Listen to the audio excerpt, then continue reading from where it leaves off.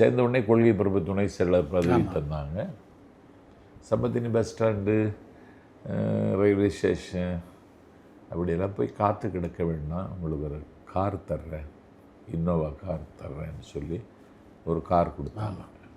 ஒரு காரையெல்லாம் திருப்பி கொடுத்துட்டு நான் வெளியேறி வந்துட்டேன். ஏன் அந்த முடிவு? எடப்பாடி தலைமையில் அந்த மாதிரி அங்கீகரிக்க முடியாது. அதாவது ஒரு ஆளை குறித்து பேசணுமானா அந்த ஆளுக்கு எல்லா தகுதியும் இருக்கணும். ஒரு பாட்டுடை தலைவன் சொல்லுவாங்க தமிழில். பாட்டுடை தலைவனுக்குரிய தகுதி இருக்கணும். அது ஜெயலலிதாவிட்ட இருந்துச்சு, கலைஞர்கிட்ட இருந்துச்சு, எங்கள் அண்ணா வைகோட்டையும் இருந்துச்சு. இவனை பற்றி என்ன பேச முடியும்? ஔவையார்கிட்ட ஒரு பணக்காரன் வர்றான், என்னை பற்றி பாடு அப்படிங்கிறான். நான் உன்னை பற்றி எப்படி பாட முடியும்?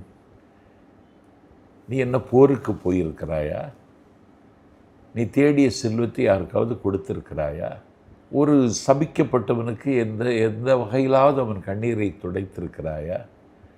ஒன்று நான் எப்படி பாடுறது? மூவர் கோவை மூவிளம் கோவை பாடிய என்னன் பனுவையில் வாயால் உன்னை எப்படி பாடுவேன் அப்படின்னு கேட்குறாங்க அவை. அதனால் எடப்பாடி எப்படி பேசுறது? பேச முடியாது. நீங்கள் அதிமுகலேருந்து விளையிறதுக்கு அதுதான் காரணமா?